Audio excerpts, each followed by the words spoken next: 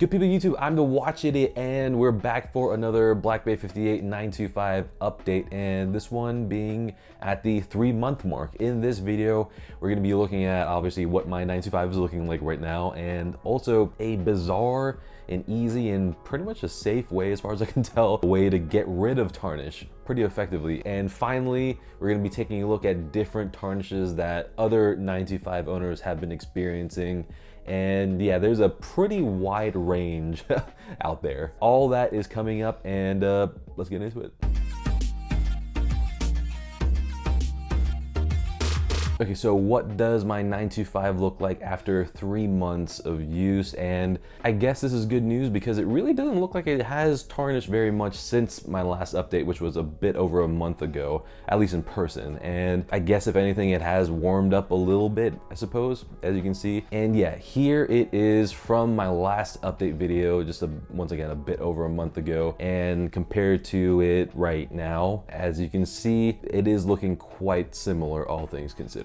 And of course, if you do want to see how the entire watch has progressed from the start, do check out the playlist that I have called Tudor Tarnished Tales, which is obviously an incredible name. It isn't. Like I said before, when it's inside, I can barely notice anything. I can tell that it's maybe not as shiny as it was before, but that's once again just down to the warm lighting. But when you are obviously outside, you can definitely tell the difference. The dial and bezel are very cool toned. There are, I guess, warm tinges of it, but it is very much cooler, and you can really see the contrast with the warm toned case. And I mean, comparing the looks from on a video in a controlled space, it really does hold up, and the change really isn't that crazy. But obviously, compared to when it was absolutely brand new, it has changed quite a bit. And so as for the more intense tarnish on the inside of the lugs and then also on the tops of the lugs, it hasn't necessarily darkened any extra, but it has mellowed out because the rest of the case is getting a little bit darker and warmer, so it evens it out a little bit, I suppose. And just to let everyone know, I haven't been wearing my 925 day in and day out 24/7, sweating in it like crazy and out in the humidity, all that stuff over there, going through jungles or whatnot over there. But I have been wearing it whenever I do go outside, fairly often. That's really where most of the tarnishing is gonna be happening anyway. And yeah, I mean, my G-Shocks have been completely dominating over here. So Tim Lau commented on one of my videos, can't remember which one, but he said that he managed to remove the tarnish, from a 925 in a really simple way. And much to my surprise, it was by using a soft eraser. I mean, I honestly couldn't believe it, just because it sounded like way too absurdly easy. So I had a pencil and with an eraser on it, and it was a soft eraser. It wasn't the red erasers and the pink erasers that are really quite intense, I suppose, all things considered. So I figured that, maybe I'll just give it a go just to see how easy it really is on maybe a little tiny area inside the lugs or something like that. So I very, very lightly just grazed the eraser on the case, and immediately, I mean immediately, a line of tarnish was removed. I mean, I could not believe that it was removed that easily with that little contact and that little effort. And so some people have said that an eraser is abrasive and that it can damage a brush finish, but I mean, I rubbed the eraser so lightly on the case that there really is like pretty much no way that it could possibly damage anything at all. So yeah, I mean, I will admit that technically an eraser is abrasive because in the end it did take off some tarnish. But in the end, the abrasion that is happening with the eraser is just a matter of friction and contact, and not chemical abrasion, which can possibly be much more damaging and much more permanently damaging, which is a scary part. So I would say that an eraser, I guess, is abrasive in the same way that water and wind are abrasive, in that if you give it enough time and enough contact, it can absolutely damage the case. The same way that if you give wind and dust enough time, it can carve amazing shapes into mountains, and if you give water enough time, it can make the Grand Canyon. So yeah, obviously if you put a lot of pressure on the eraser every single day, like that, yeah, it's gonna get dull pretty, I mean, I would say pretty quickly, if anything, because silver is a very soft metal in the end. You know, this actually might just be a good way to maintain the silver finish, you know, from the start when you have it brand new. Okay, so another proven way to get tarnish off of a 925 is to use the good old soft toothbrush and toothpaste method, which is a common way to, you know, that's been used on other silver objects for quite a while. And yeah, I mean, it was tried out on a 925 and it yielded, you know, pretty good results. So Jack with 2Ks from Watch You Seek tried it out with, you know, just putting a little toothpaste on his finger, just rubbing it on over there, and it looked pretty good for, you know, such little effort, which is definitely a great sign. And then he tried it out for a bit longer with a soft toothbrush, and I mean, he really did just wipe out, you know, the tarnish pretty well off of the crown and out of the, you know, harder to reach areas, which is really great and promising to see. But of course, as he mentioned in the post, there's no saying how it's gonna affect the surface of the 925 long term. And, you know, to add on to that, toothpaste is technically an abrasive, you know, that's exactly how it works. But as far as an occasional touch-up go, I do think that it is a pretty good option. Okay, so now I want to go over what's been happening to 925 owners, because the experiences and the tarnishes of the different owners are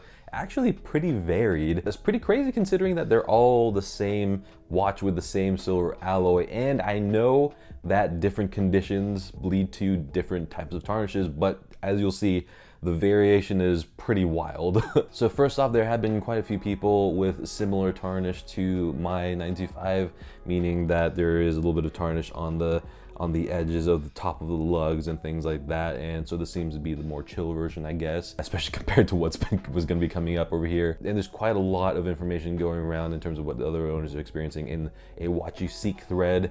And, you know, that's been a battleground, you know, for all the controversies surrounding the 925, and it's past 1,000 posts already.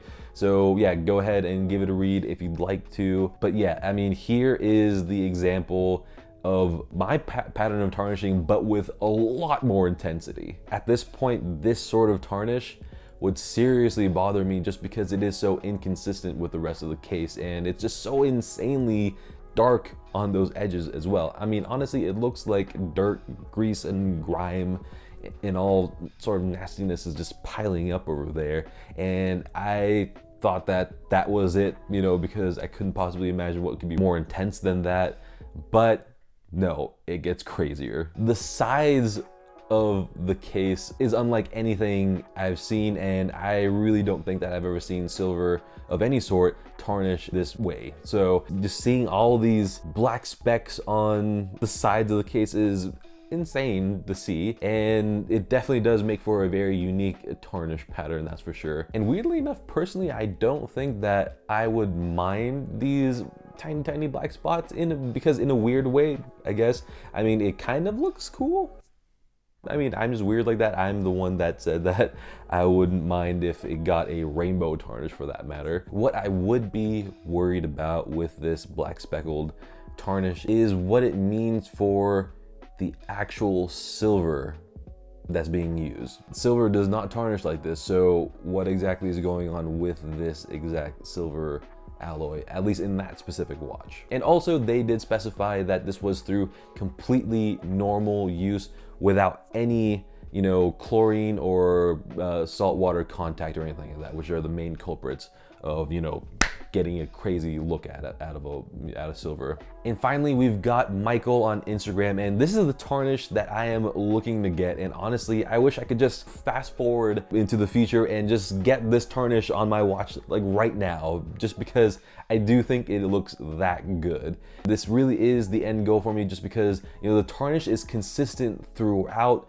the entire case. The tone of the tarnish is just right as well. It matches the tone of the dial and bezel very nicely because it's an overall cooler tone look. And I absolutely love the fact that the edges of the watch have a little bit more silver on it, just because that's just through contact from life and from the skin as well. And yeah, it just gives it such a great worn in look without going all out like bronze. And he did specify that he did take the 925 into a hot tub. So yes, it does make sense that the tarnish sped up quite a bit over here, but you know, still, I mean, it still looks pretty awesome. So yeah, a lot of examples of tarnishing out over there, lots of crazy examples for that matter too. So obviously, you know, there could be hundreds more examples of tarnished watches that we haven't seen. And also at the same time, there could be exactly 0 extra examples of tarnished watches out over there, because it could happen that maybe the watches that we got were there's something wrong with those ones over there, who knows. But this does really get you thinking about what the initial claims from Tudor were, and also considering that Fratello watches asked Tudor directly about the tarnish, you know, and this was after my first video on the tarnish came out, which, you know, I guess, you know, set the floodgates open, and, you know, and after all the other examples of tarnishing, you know, started surfacing. And this is what Tudor told Fratello, and this is a quote from Fratello's comment, and it says, "Tudor sticks to the fact that it will not tarnish / discolor." This was also the message from Tudor HQ. Our Tudor contact also let us know that their 925 sample that they use for all sorts of press purposes is still impeccable. I mean, yeah, I guess so. What I was saying about, you know, potentially there being hundreds of other 925s that are perfect, I guess that still applies over here, but that does not explain the tarnish that we are seeing, the tarnish that I'm seeing, tarnish that all these other owners are seeing. So yeah, I mean, actually, I think that this can be an entire video by itself, you know, just because there's been so much that has been said, has not been said from Tudor, the 80s, service centers, what other owners have been saying and stuff like that. So yeah, there's a lot to be said over there. So yeah, I think I'm gonna aggregate, you know, all these different things in my next update video, because I want to get, you know, gather together as much information as possible just to do the topic justice. And I also want to, you know, do the topic justice by making sure that I represent, you know, both sides accurately. So there you have it. I'm sure that I don't have to invite anyone to comment down below with their thoughts, opinions, you know, experiences and whatnot over there, and I'm sure it's already happening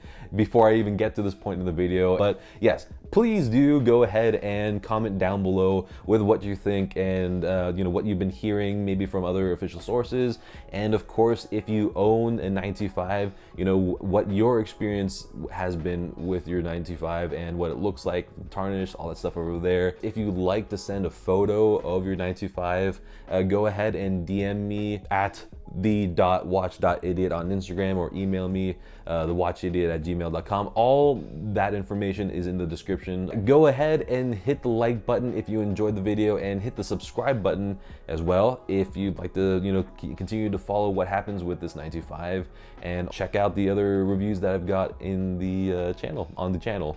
So yeah, until the next video, good day.